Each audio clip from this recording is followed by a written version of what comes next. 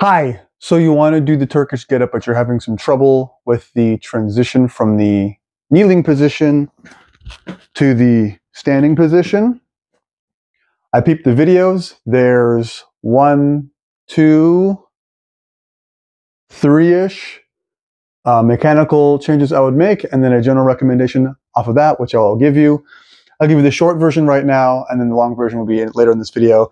Short version is widen your base at the beginning. You want to breathe, pause, and engage your lats. Have an active back foot. That's the biggest one. General recommendations. Just generally get stronger overall. I have some recommendations on that one too.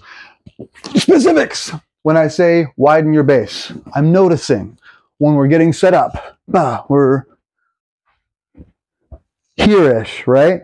Let's bring this leg, the flat side leg, out like that. I can tell that you're already using this planted leg to kickstart into your movement here, and you're rolling up onto this elbow really well, and you're keeping your shoulder right above. That's perfect. Honestly, the big issue that a lot of people have is this neuromuscular connection, your brain telling your body to move things in a certain order at a certain time.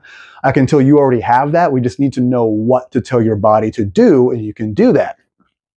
So part of why not here, why there? When we're getting here, we're just a little bit more, it's a little bit more of like a sit-up kind of thing, even with the guy here. I'm not getting as much, I'm not getting all I could have out of it. With a wider base here, I have almost like a counterbalance.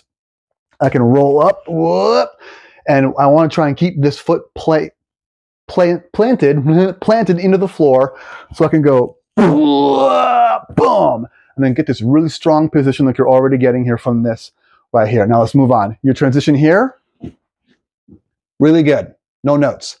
Then I get up to here. Okay, there's where some things start to happen. A couple of different ways we can transition from here. One, I like to tell people from here, don't stand up, sit back first. Here, then I can use my glutes to come up really tall. So when I start using heavy weights where this gets really hard, I have the power to do that in my ass. Versus right here, if I'm standing up, the only muscles getting used are my erectors. And those are, they can take a lot of punishment, but that's not what this is for right now. Right now we're trying to focus on getting up in a technical way.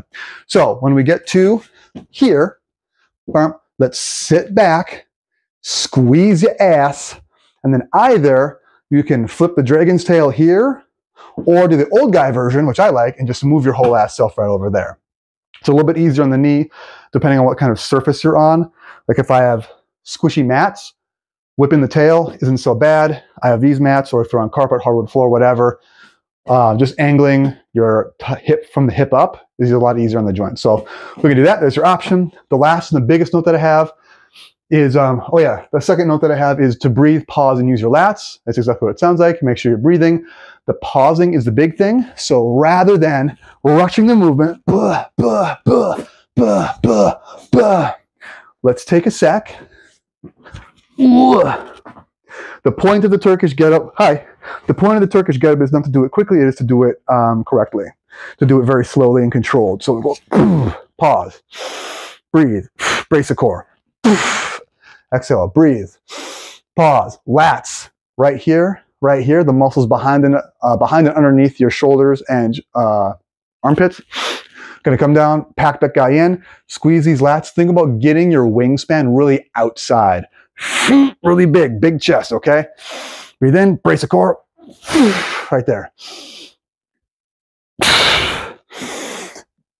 And here's where active foot happens. So the big thing I was seeing with your video, Mary, is when we're coming up back here, this back foot is flat. You got the roof of the foot on here. When we're coming forward, there's no support from back here. There's no support. I'm getting no support.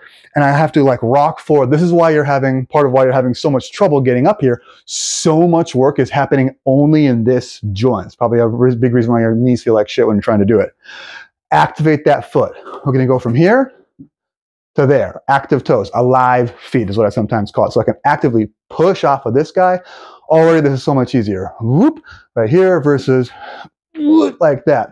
Hurts my foot to do it this way, hurts my ankies, no good. Up here, a little bit stronger, might be a little bit tough for the toes. I like this movement in shoes, to be honest, for that very reason. Unless we're like, again, on a big squishy like BJJ mats or something like that. Boom. Over here, active the foot, active here, active here, active here. Breathe in.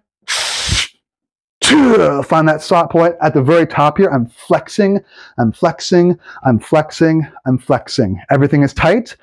Kettlebells moving like this. It's all about tension and relaxation. I'm tight. Reversing the movement. My back foot stays active here until I decide to move my body somewhere else. Either this way or this way. Then I touch my big meaty leg. I sit my ass back down on my heel.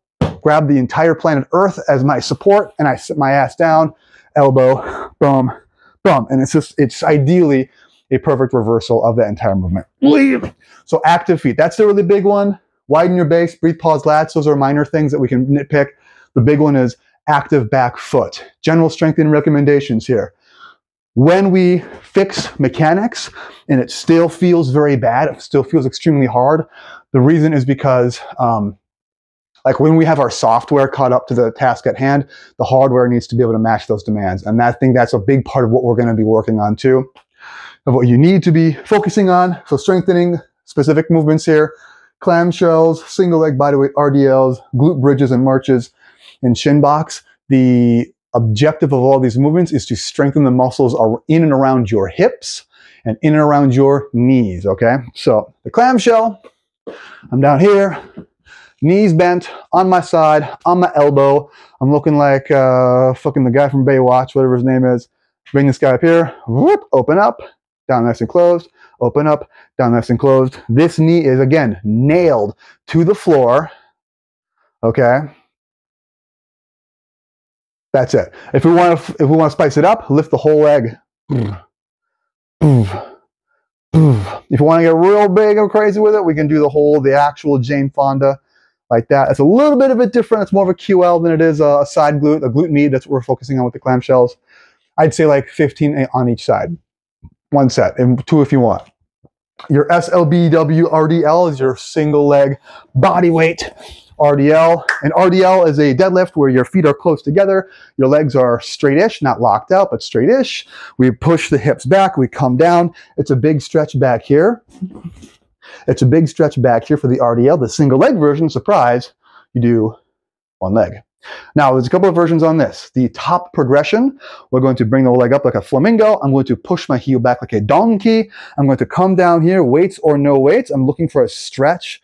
There it is, looking for a stretch in the back there. I'm going to squeeze these muscles as I come up really tall like this. I'll show you with this side here. Boom, flamingo, donkey, boom, keeping my balance. Now looking for that stretch. There it is, Rob, don't be lazy. Squeezing, zip, and then coming up here. I want to encourage you to think about this as a forwards backwards movement, not an up down movement. What's going forwards and backwards is your heel. Out, in, out, in. You can do this with weights or without. I'm going to recommend with no weights first. Grab a thing to be a little bit of an extra balance here, okay? Boom, boom. Probably better would be remove this inside leg. So I'm supported here, working this leg goes away. Donkey, flamingo. Donkey, flamingo. Again, looking for the squeeze back here. Again, let's do that like 10, 12 times each leg, one set. Glute bridge and march. My glute bridge, glute bridge, I'm gonna dig my heels under the floor. I really like pointing my toes up towards the sky. Hands can do whatever they want to do. I'm going to squeeze my gluteus maximus and come up really tall like that, and then come all the way back down to the floor. Bring it up. I'm gonna hold for like 1, 2, 3, bring it down. 10, 12 reps there.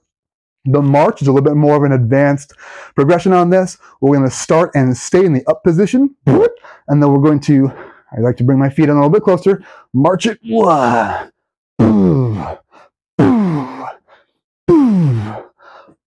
buddy, glute power. So that's going to do a lot. You're going to get a lot of mileage out of that one specifically for your glutes and lower back. So if you have lower back pain, lower back weakness, try that one out. And our shin box is probably the most complex one here with the most progressions. I start and in 90-90 sit, bottom progression, hands on the floor, leaning back, like this, like that. That's just hip mobility. Progress up. Remove a hand. Even higher progression. No hips or no hands. That's really hard. Now the toppest progression, the toppest. We're going to go no hands with the stand. Boom, up here. Ba, ba, ba.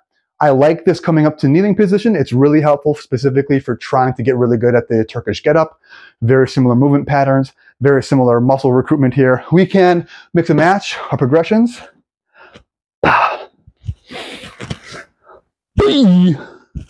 Duffman, thrusting in the direction of the musculoskeletal system. That's about it that I got for you right now. So, quick review, long review.